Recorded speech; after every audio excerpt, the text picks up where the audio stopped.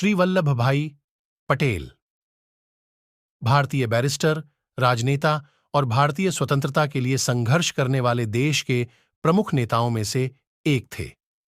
वर्ष 1947 के बाद भारतीय स्वतंत्रता के पहले 3 वर्षों के दौरान उन्होंने उप प्रधानमंत्री, गृह मंत्री, सूचना मंत्री और राज्य मंत्री के रूप में कार्य किया था।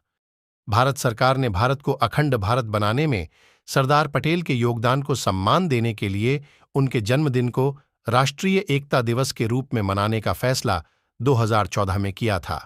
अतः अब हर साल 31 अक्टूबर को भारत के लौह पुरुष सरदार वल्लभ भाई पटेल के जन्मदिन को राष्ट्रीय एकता दिवस के रूप में मनाया जाता है। इसके अलावा दुनिया की सबसे ऊंची प्रतिमा स्टैच्यू ऑफ यूनिटी 31 अक्टूबर 2018 को उन्हें समर्पित की गई, जिसकी ऊंचाई लगभग 122 मीटर 557 फीट है। सरदार पटेल की शिक्षा एजुकेशन ऑफ सरदार पटेल। उन्होंने करमसाद में प्राथमिक विद्यालय और पेठलाद में हाई स्कूल में पढ़ाई की थी। सरदार पटेल को अपनी स्कूली शिक्षा पूरी करने में काफी वक्त लगा। उन्होंने 22 साल की उम्र में 10वीं की परीक्षा पास की थी। अगस्त 1910 में वे आगे की पढ़ाई के लिए लंदन चले गए। उन्होंने 36 महीने के वकालत के कोर्स को महज 30 महीने में ही पूरा कर दिया था। वर्ष 1913 में वह भारत लौट आए और अहमदाबाद में बस गए और अहमदाबाद बार में क्रिमिनल कानून में बैरिस्टर बन गए।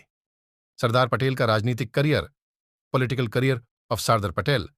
सन 1917 से 1924 तक पटेल ने अहमदाबाद के पहले भारतीय नगरपालिका आयुक्त के रूप में कार्य किया और 1924 से 1928 तक इसके निर्वाचित नगरपालिका अध्यक्ष रहे। पटेल ने पहली बार 1918 में अपनी छाप छोड़ी, जब उन्होंने फसल के खराब हो जाने के बावजूद भी बॉम्बे सरकार के द्वारा पूरा कर वसूलने के निर्णय के खिलाफ कैराना, गुजरात के किसानों और जमींदारों की मदद से आंदोलन चलाया था।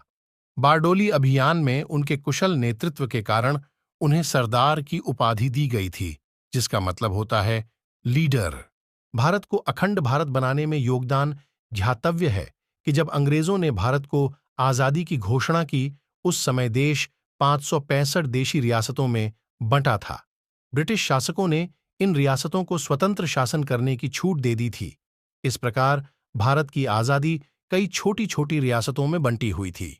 सरदार पटेल ने देश के गृह मंत्री के रूप में इन सभी से भारतीय गणतंत्र में शामिल होने का आग्रह किया था और हैदराबाद, भोपाल, जूनागढ़ और कश्मीर को छोड़कर 562 रियासतों ने स्वेच्छा से भारतीय परिसंघ में शामिल होने की स्वीकृति दी थी। लेकिन सरदार पटेल के मजबूत इरादों की वजह से इन सभी ने अंततः भारत में शामिल होने के लिए हामी भर दी थी। हालांकि हैदराबाद को भारत में शामिल करने के लिए पटेल साहब को ऑपरेशन पोलो चलाना पड़ा था। भारत के स्वतंत्रता आंदोलन में योगदान सन 1930 के नमक सत्याग्रह के दौरान पटेल को 3 महीने के कारावास की सजा दी गई थी। मार्च 1931 में पटेल ने भारतीय राष्ट्रीय कांग्रेस के कराची अधिवेशन की अध्यक्षता की थी। जनवरी 1932 में उन्हें कैद कर लिया गया। जुलाई 1934 में रिहा हुए थे। उन्होंने 1937 के चुनावों में कांग्रेस पार्टी के संगठन का नेतृत्व किया और 1937 व 28 के कांग्रेस अध्यक्ष पद के प्रमुख दावेदार थे, लेकिन गांधी जी के दबाव के कारण पटेल पीछे हट गए और जवाहरलाल नेहरू अध्यक्ष चुने गए। एक बार फिर से पटेल 1945 व 46 में भारतीय राष्ट्रीय कांग्रेस के अध्यक्ष पद के लिए अग्रणी उम्मीदवार थे, लेकिन गांधी जी ने एक बार फिर हस्तक्षेप किया और जवाहरलाल नेहरू को कांग्रेस के अध्यक्ष के रूप में चुना गया था। इसके बाद नेहरू को ब्रिटिश सरकार ने अंतरिम सरकार बनाने के लिए आमंत्रित किया था। यदि इस समय पटेल साहब को कांग्रेस का अध्यक्ष चुना गया होता हो, शायद सरदार पटेल देश के पहले प्रधानमंत्री हो सकते थे। स्वतंत्रता के पहले 3 वर्षों के दौरान सरदार पटेल उप प्रधानमंत्री, गृह मंत्री, सूचना मंत्री और राज्य मंत्री थे। सरदार पटेल भले ही भारत के पहले प्रधानमंत्री ना रहे हों, लेकिन वे अखंड भारत के जनक हमेशा रहेंगे।